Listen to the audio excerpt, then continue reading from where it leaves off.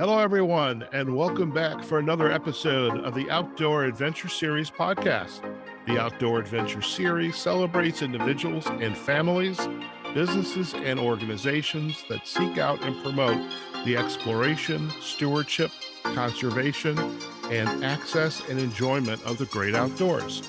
Our guest today is Michael Juergens. Now, Michael is an adventure racer and founder of a number of companies, a wine company, a rum company. He is also a senior partner with a Big Four consulting firm where he runs the Winery Solutions practice, overseeing the portfolio of services the firm provides to wineries. This has got to be a fantastic business, by the way, just to be around wine. He is also a best-selling author, certified sommelier, and a serial entrepreneur and professor at the time, UC Irving. That's fantastic. I have to ask you, Michael, welcome. Do you wear an S on your chest? Thanks for having me, Howard. Yeah, it's always fun listening to somebody introduce me, and I'm sitting there going like, shit, I do all that? Wow. No wonder I'm not sleeping very much.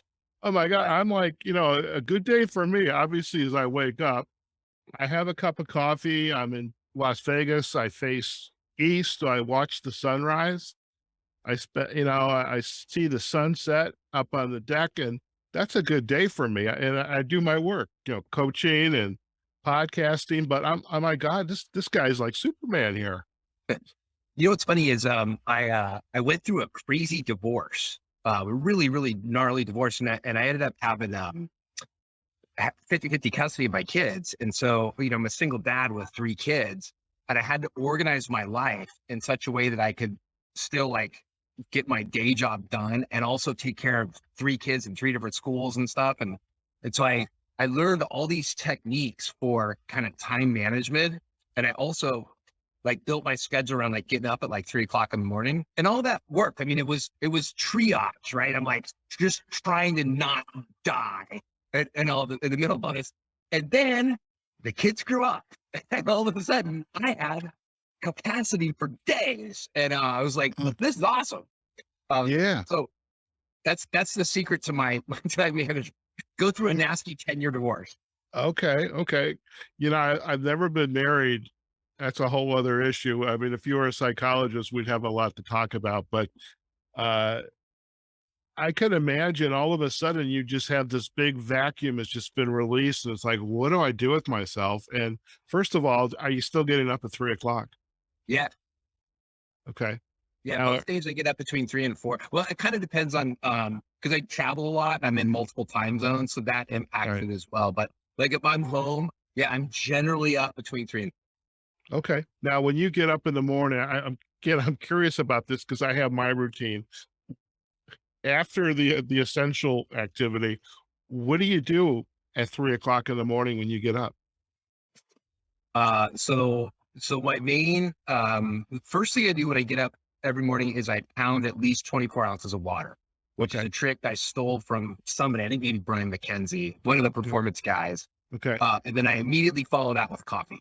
Okay. And then the combination of those two typically leads to a third activity. Okay, I get that. Okay. But I was alluding to that first activity. I get that. So I get it's that. number 3 for me, but Okay. So, but what ends up happening is I then tend to deploy that free time before anyone else gets up. I have a couple hours into whatever is kind of the most pressing issue of the day.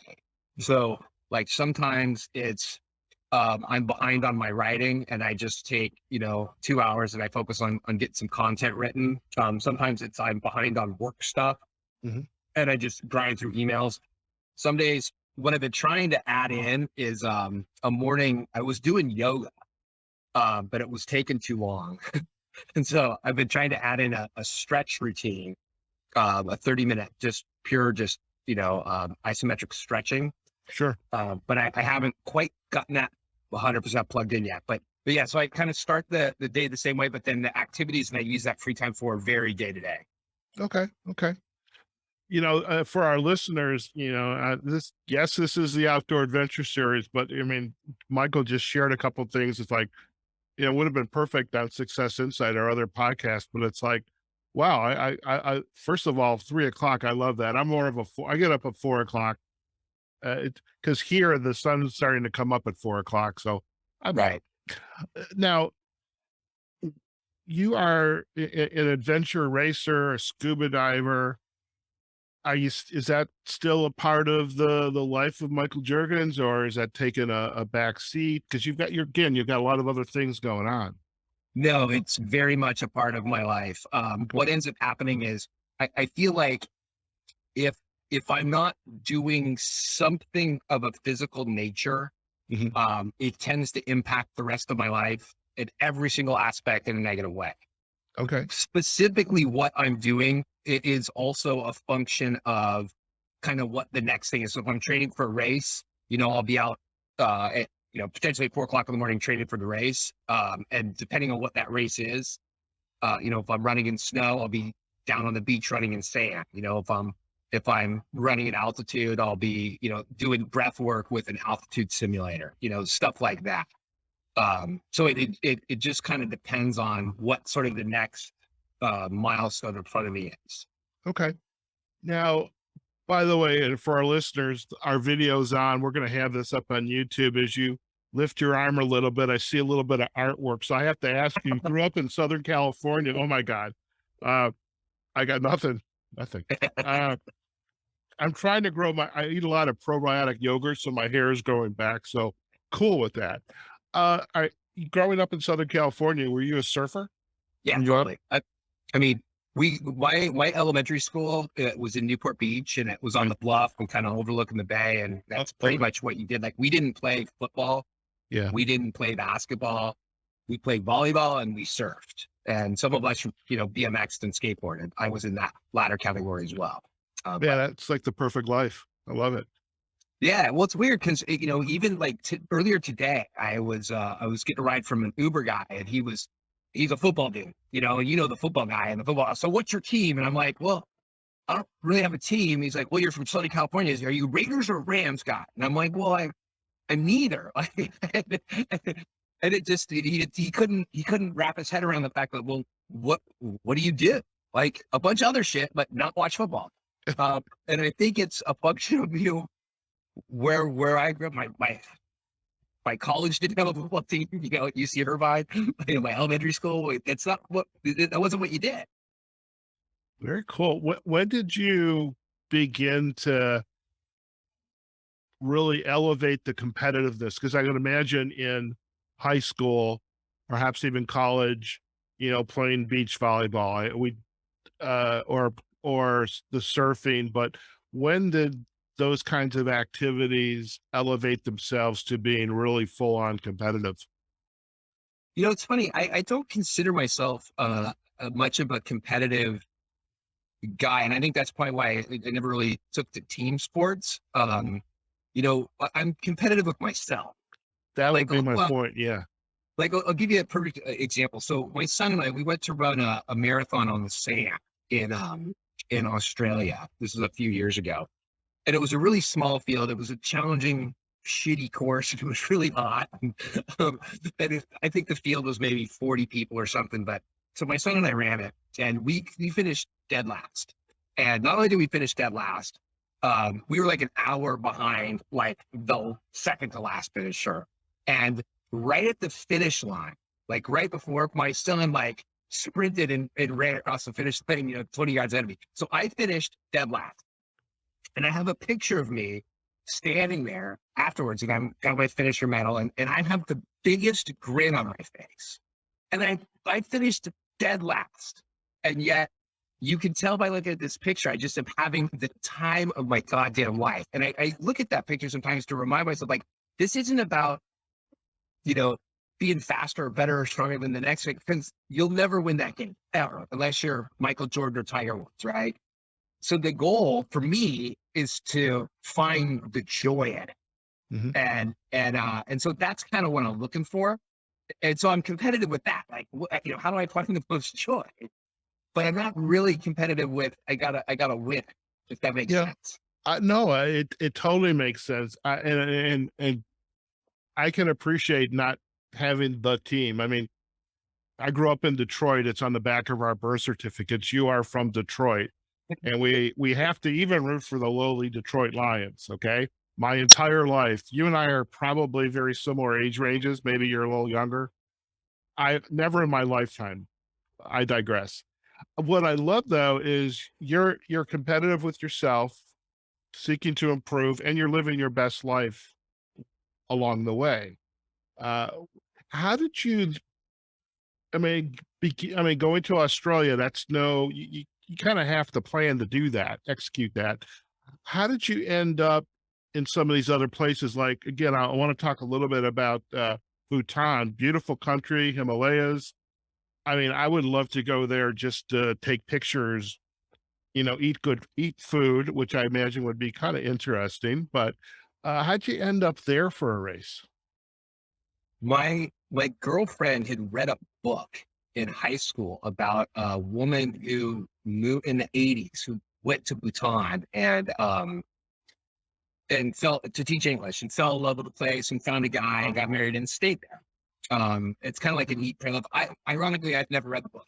I think it's kind of better if I don't, because I have a picture of it in my head. Anyway, so my girlfriend had been talking about, kind of like you, like, it would be really great to go to Bhutan. It would be really great to go to Bhutan. And I didn't know where it was. I thought it was an island in Indonesia. That's in my head what I thought. So I'm on a bunch of different like race lists, and I got an email that said in the subject line, Bhutan Marathon. And so I clicked on it. It just said, hey, we're working a deal with the Bhutan government to get some foreigners in there to run their international marathon. We're taking 10 people. If you want to be considered, fill out this application. So I immediately clicked on it, filled it out. And then they selected us. And so I went to my girlfriend and I was like, hey, we're going to Bhutan. Surprise, baby, I love you, to run a marathon. And she goes, awesome, we're going to the Himalayas. And I go, no, we're not. We're going to Indonesia. And she goes, no, we aren't. No, we're not. It's by Tibet. And I was like, oh, wow. All right. But I guess we'll see what happens there. So that's how it happened the first time. It was literally, I knew nothing about it. Other than my girlfriend wanted to go there and there was going to be a race there. And so I signed this up. Wow. Talk about timing and just being right place, right time. And thank the girlfriend there. Yeah. When you first discovered this opportunity to race, so I'm making the assumption, you'll correct me, you've been racing for quite a while. I mean, and this opportunity to go to Bhutan came up. Had you all, and I would imagine this is the last 5 to 10 years, or I think this was 2016. Okay, so that's 6 years ago. Yeah. So 5, 6 years ago.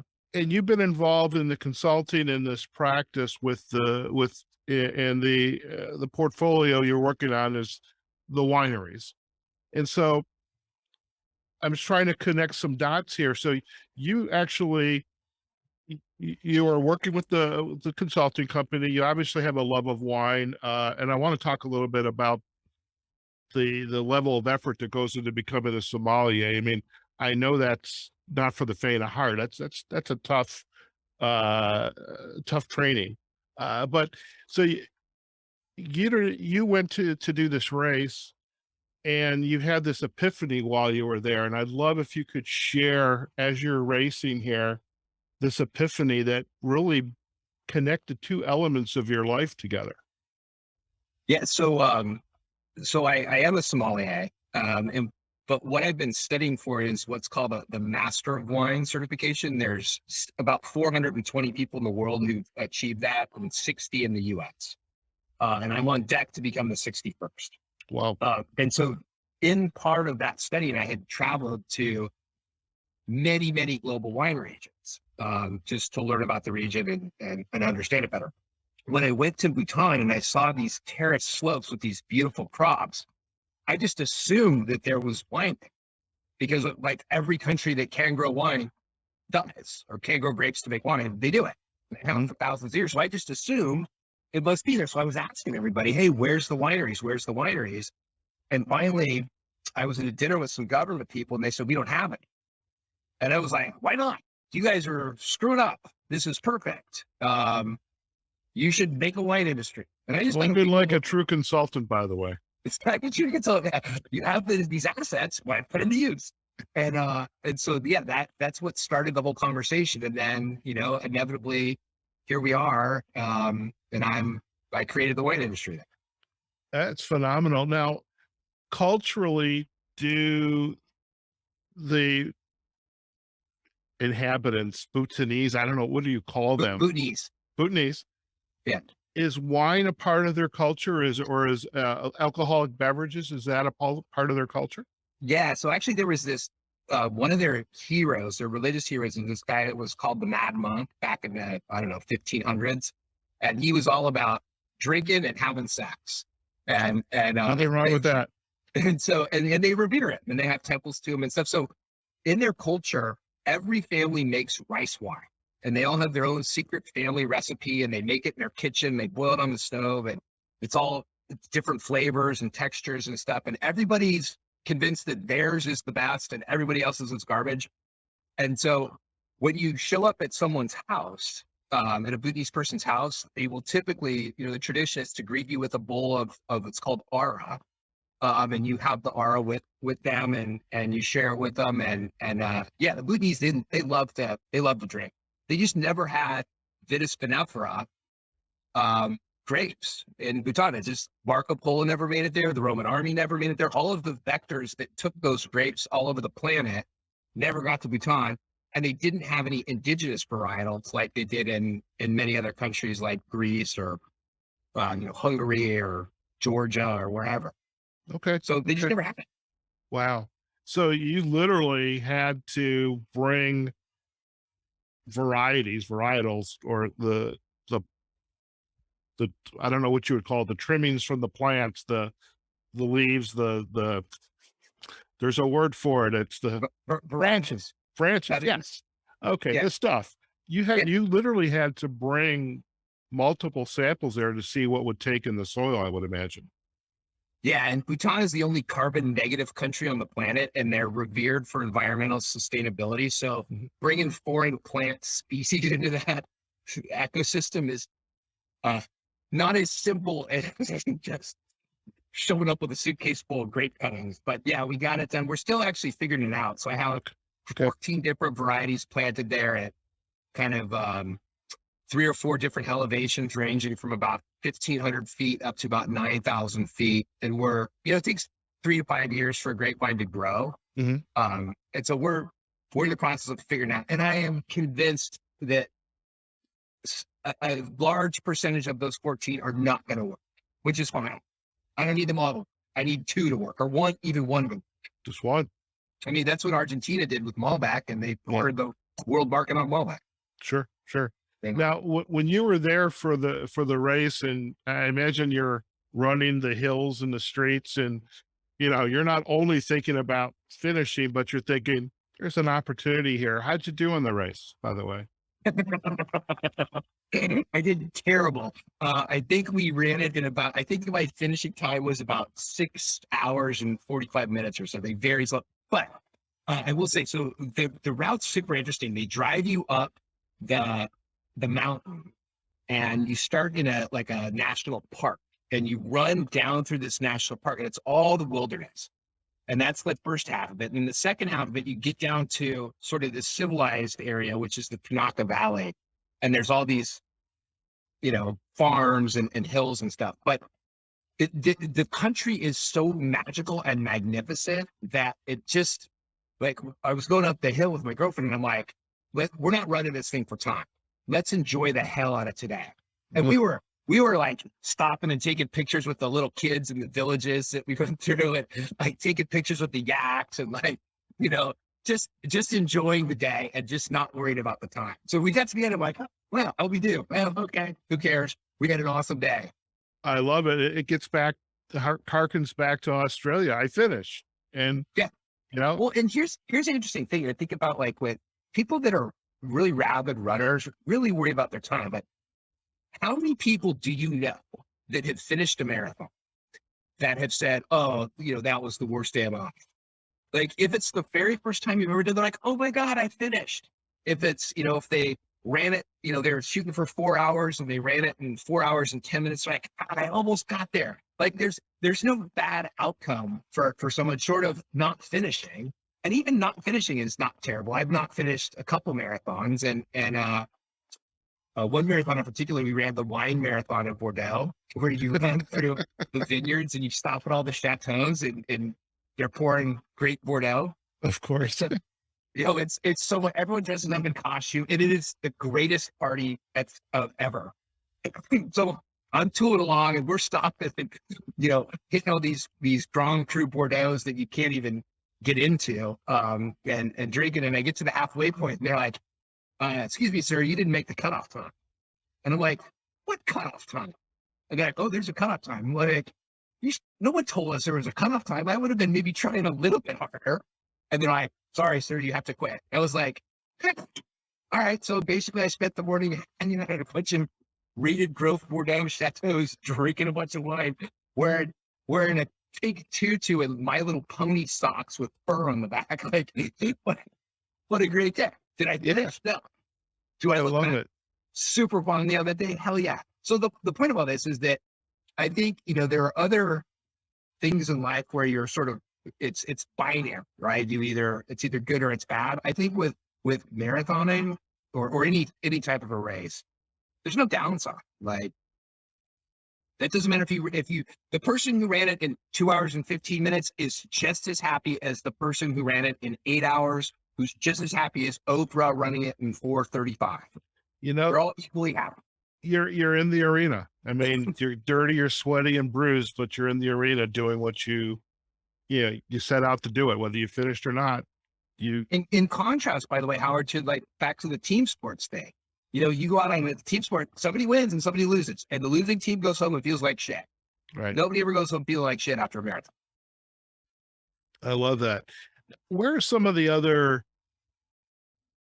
adventurous places that you have? I mean, I think Bhutan has to be probably one, if not two, number two, or okay, maybe three on the list. Where are some of the other adventurous locations that you've been pounding the pavement or the dirt? How about the ice down by the South Pole? Oh, okay. Yeah, we ran a marathon on actually Antarctica. Antarctica's big. It's like it's the size of Australia. Yeah. It doesn't really look like it because it just, on a map, it doesn't really look as big as Australia, but it's big. So way in the interior of the country, of the continent, is this place called Union Glacier. And it's like a 12-mile long glacier, but it's wide enough and long enough to land a jet on it. And you're not going to hit anything. The jet slides on, but there's nothing to hit because it's just a river of ice. And so we flew in there. What was this? This was maybe 2015, maybe. And got out, ran a marathon there, which was just life-changing. I mean, it was stunning, the scenery and also trying to do something physical when it's -30 out and 50-mile-an-hour winds and snow and ice. And I know you break a sweat when you're running or working out, but I can't imagine I mean, how do you overcome that kind of cold to finish a race like that? Well, turns out it's harder than you might think.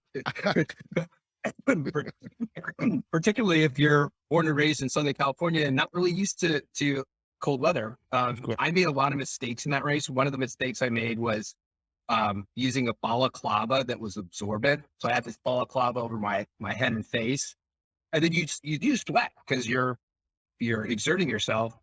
And then my balaclava got wet, and then it froze to my head. Oh boy! And that sucked a lot. Yeah. I had like multiple layers on, and my bottom layer got too wet.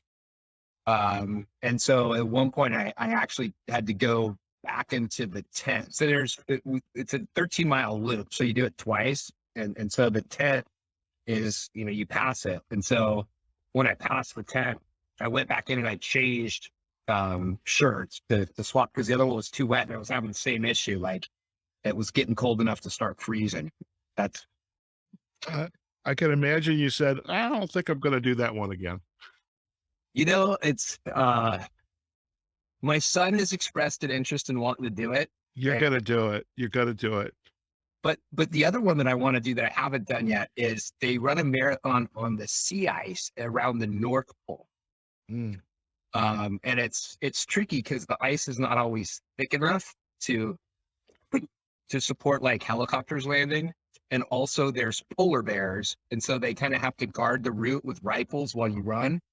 But it looks awesome. And that's on my sort of bucket list of more dumb shit to do. Yeah. I would not want to be the slowest runner there, by the way. Well, it's interesting because the way that they do it is they chalk out a mile circle around the North Pole with the North Pole in the center. Okay. And then you do 26 loops. Okay. It's way too dangerous to try to do a whole course. So you're basically just running in small little circles.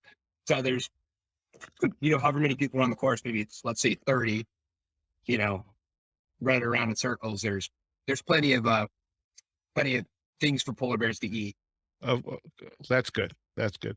Where else have your adventures taken you? Maybe not running, because I know I know you're a diver.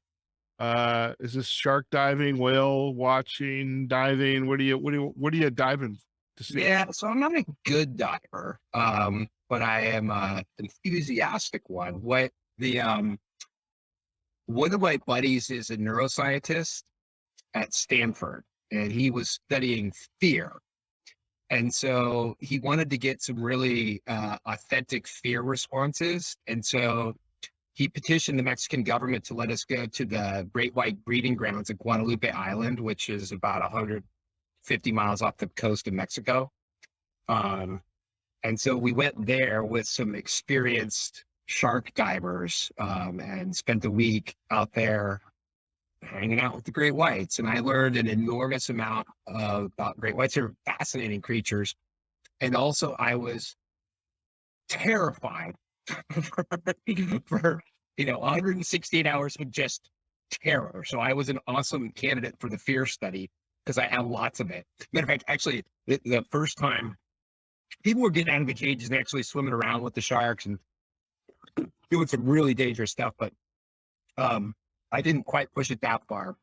But the first time I came face to face with the great white was I was going into the cage and I was like focused on the ladder, and I turned around and there was about a 15-foot great white about 18 inches from my face, just staring at me.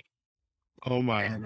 And they had warned us that the great whites is an apex predator. So if a great white comes at you, particularly if you're out of the cage, you swim straight at its head. And it confuses it because it's an apex predator. You're supposed to run away from it. And so it kind of peels off. It's bizarre to watch. It's crazy.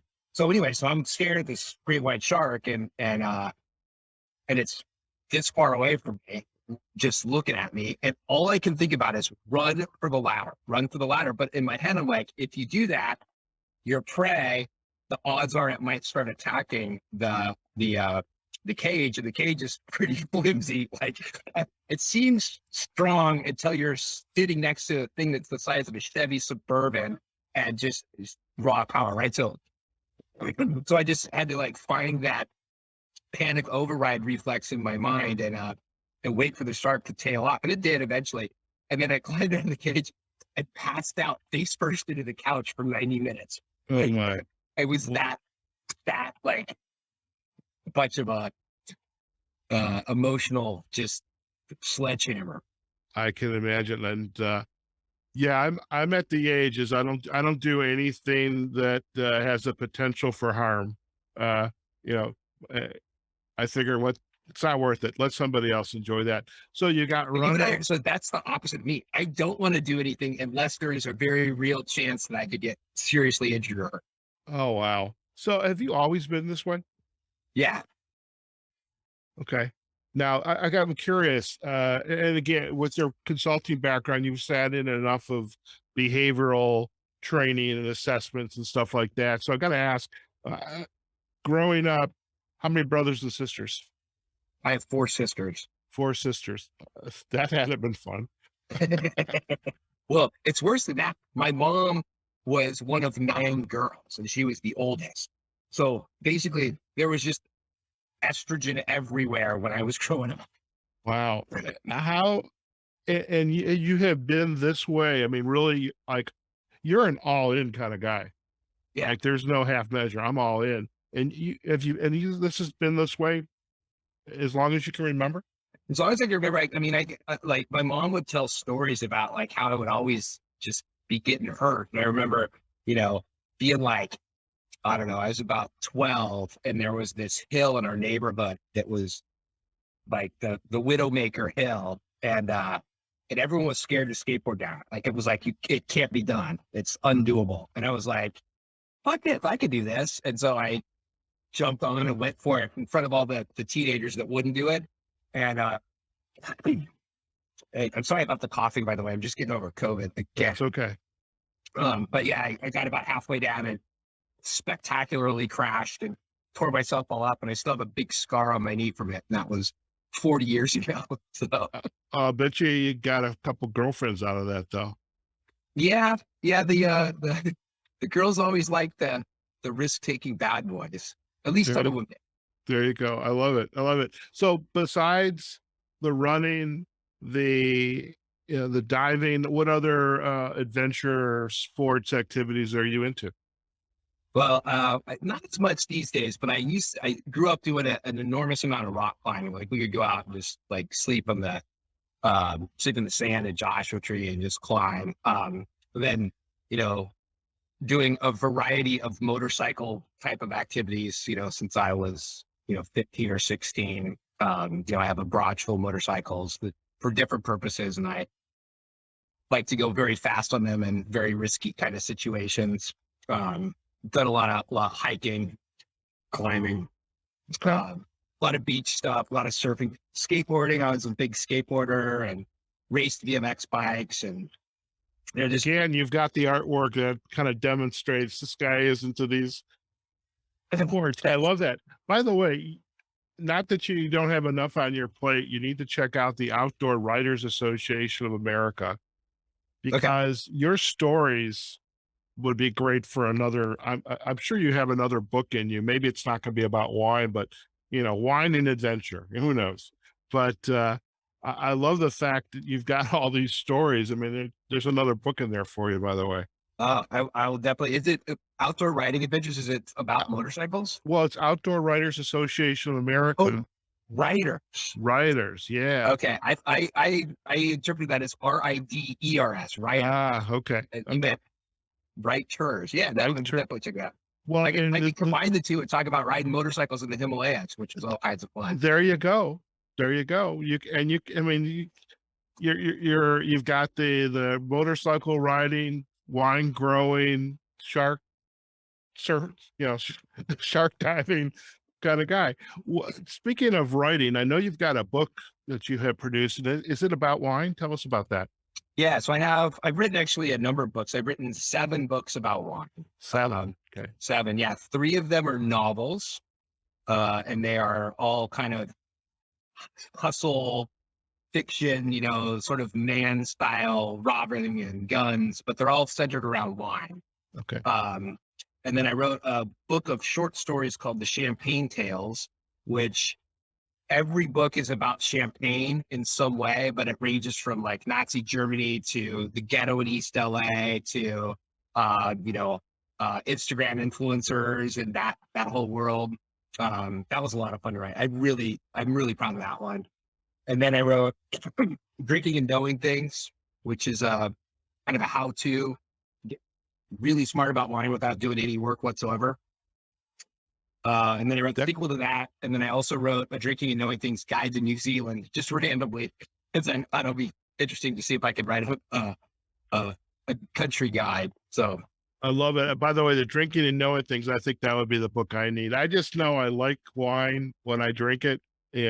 But I couldn't tell you much more about it, but that sounds like the perfect book. So the work that you're doing now with in training to become the advanced sommelier, this world class master of wine, what is entailed to achieve really a very the club is very there's another word I'm missing. I haven't had enough coffee in me. It's a select club, okay? Yeah. It's like being the president of the United States, or almost all of them, but it's a select club. So what does that entail? You essentially have to demonstrate your worthiness to the Institute of Masters of Wine. And the way that you do that is through a series of tests that test your knowledge of every facet of the wine industry, from growing grapes to making wine to producing wine to bottling and handling to wine laws, the business of wine, current issues. You have to know everything, and you have to know it at a global level, and to be able to talk about it both globally and locally. And then you have to blind taste 36 wines over a 3-day period and write an essay about each one. And the questions they could ask you might be like, how was this wine made? Where was it? Where is it from? What is the grape? What is the commercial positioning of this wine? And so I've passed everything except that 3-day blind tasting exam. I've now failed 4 years in a row. I'm going to take it for the 5th time here on July 25th or 26th, something like that. It's coming up soon. And hopefully this will be my year, but Okay, well, it's going to be your year. I hope so, man. But it is kind of a funny party trick. Like, people run over and hand me a glass of wine. Oh, when is this, Mike? And I go, oh, okay, this is a Riesling from Australia. And I think it's probably from the Clare Valley because of this. And I think it's, 12% alcohol. And they go, oh my God, you're exactly right. How do you do it? They say you basically take a borderline autistic, mindset for 10 years, just writing shit down and trying over and over and over and over and over and over and over again. And most people are way too smart to waste a decade doing that. So I love it. I love it. I am curious. You're a senior partner in a very large firm, and I would imagine you're off. Well, now we're still virtual in a way.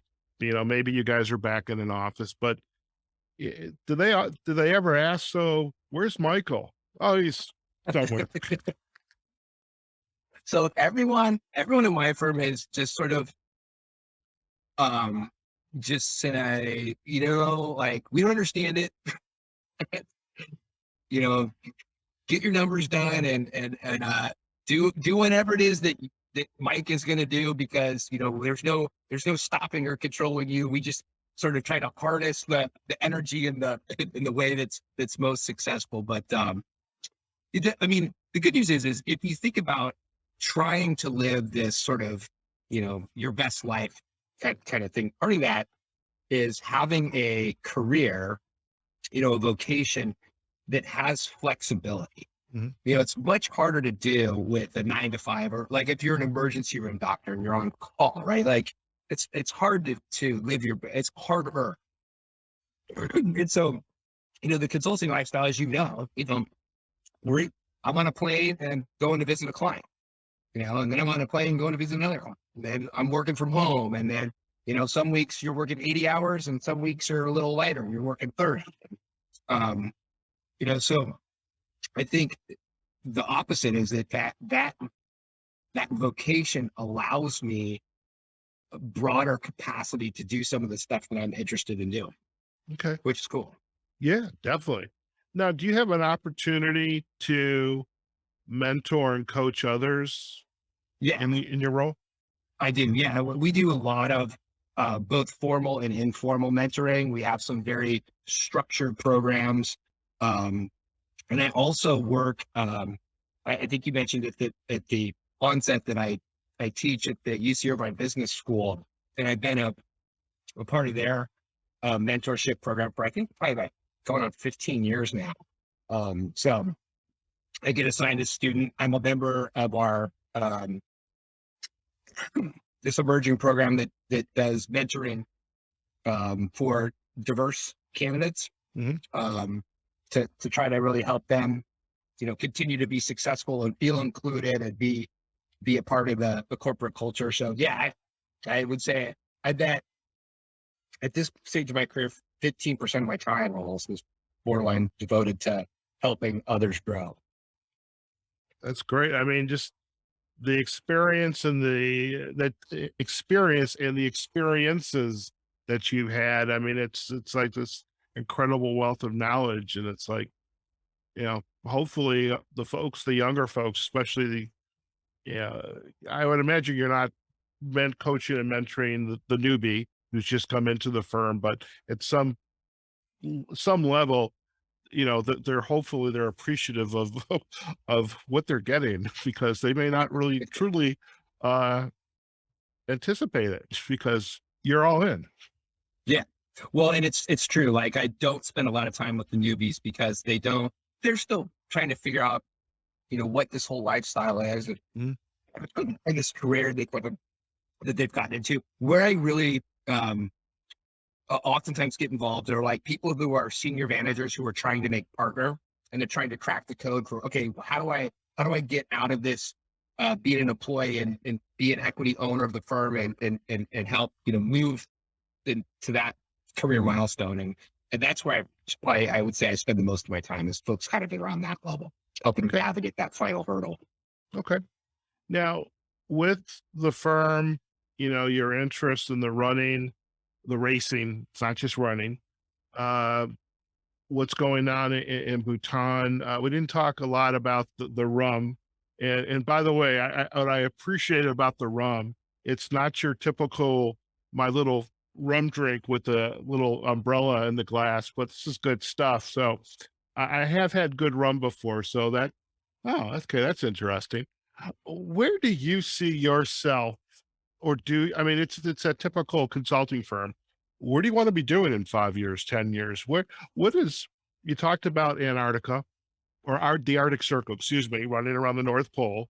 Uh, besides, in addition to the wine, what other challenge do you? It's kind of maybe sitting in the back of somewhere in the brain, and you're just starting to contemplate, like, I want to do that.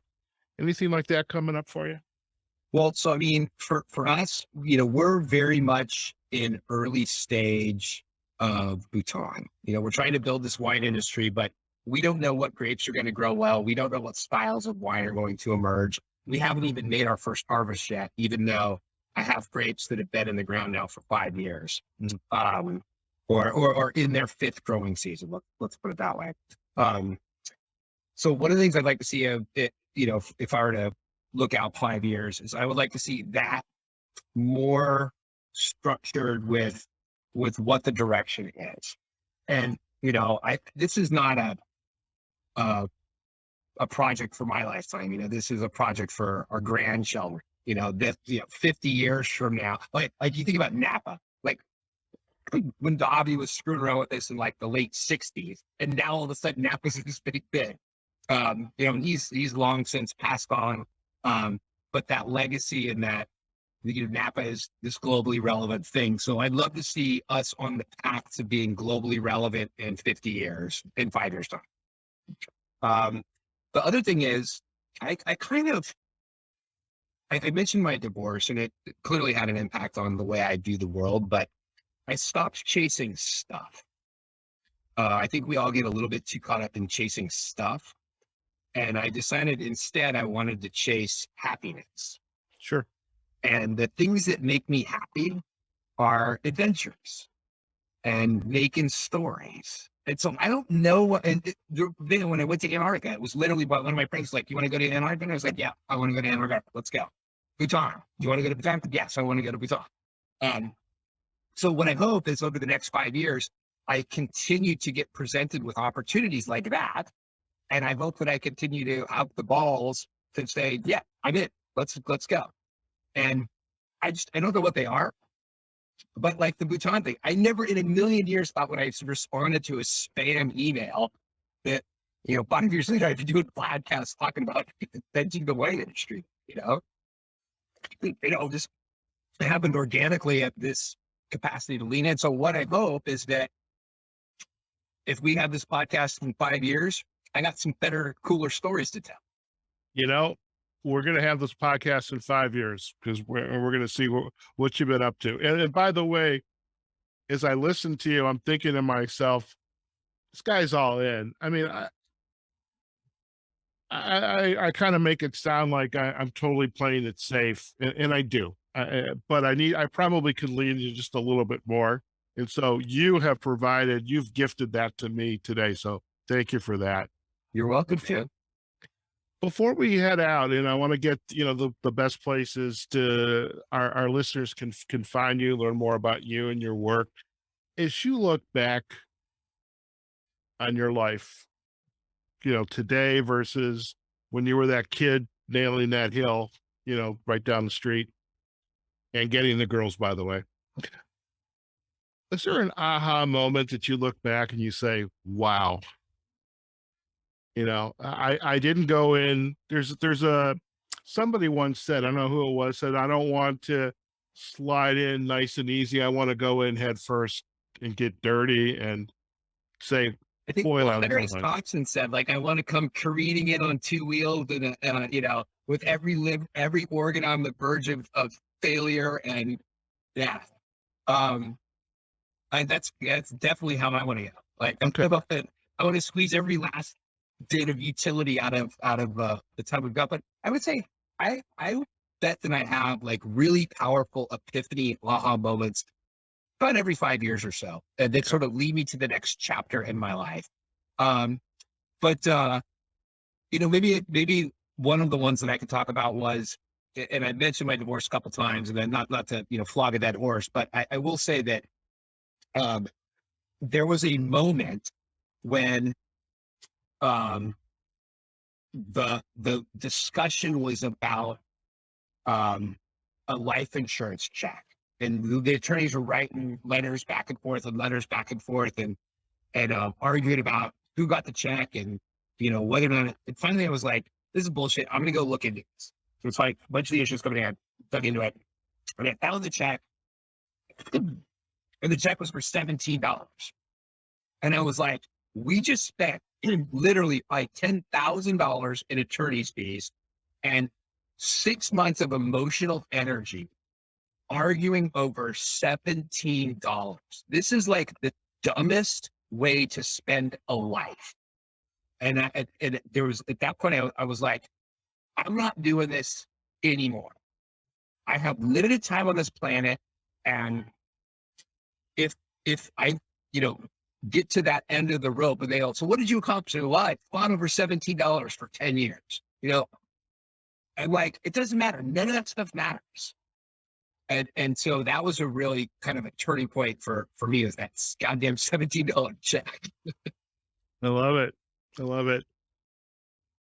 As we kind of head out now, and again, this is the last feature on our show, is any final thought that you would like, or gift, your gift of knowledge and awareness experience that you would like to leave with our listeners? And I mean, this aha moment you just described it in some ways is an insight to go, but anything else that you'd like to share with our listeners before we do head out today? Yeah, I mean, I think, and I mentioned this a couple of times, this idea of sort of chasing happiness or chasing joy rather than chasing stuff or money or whatever. I think if you chase joy and you find it, you win. And if you chase joy and you just fail to grasp it, you had a hell of a good time.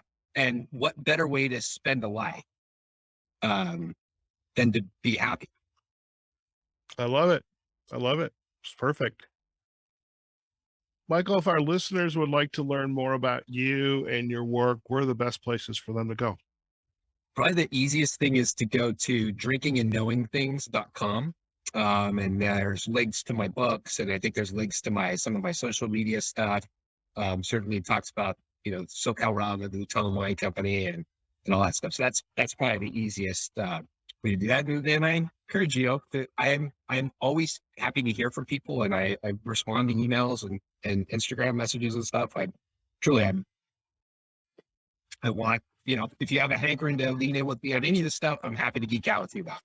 I love it. I love it. Well, thank you so much for that. And really, I appreciate you taking the time out of your day and for our listeners, Michael shared that he literally he had closed on a house out east. He's a California guy now living out east. Boy, is he in for something. But really, Michael, totally appreciate you. Grateful that you've taken some time out of your day to join us on the Outdoor Adventure Series podcast and sharing a little bit about your best life. No, I really appreciate the opportunity to join you, Howard. Had a great time, and we'll see you in 5 years, and hopefully I've got some even cooler stories to share with your listeners. Sounds like a plan. Listen, stay on the line. We're going to do a quick close, and then you and I can have a final chat. Okay? Cool. Great. All right, folks. What a great addition to the Outdoor Adventure Series, chatting with Michael Juergens. He is an adventure racer, diver. I mean, he's dove around great white sharks. He is a soon to be, God willing, and knock on wood, the father of the wine industry in Bhutan. He's has a company that's making phenomenal rum, author, partner at a major consulting company that I swear to God, he's got an S on his chest. And I know I see the art on the arms, but there's got to be an S on the chest. And I think he was just being, humble at this point. But what a great episode. I mean, talk about living your best life, not letting the little things get in the way. And really, it gets back to the quote from the speech that Teddy Roosevelt gave about the man in the ring. I mean, unless you are in the ring, you never know what it's going to be like. And, get into the ring, lean in, get dirty, sweaty, sore. But once you're in the ring, then opportunity is available to you, experiences, and you should be taking advantage of that. And that's really one of the big takeaways from this conversation with Michael today. And we do hope you enjoyed it.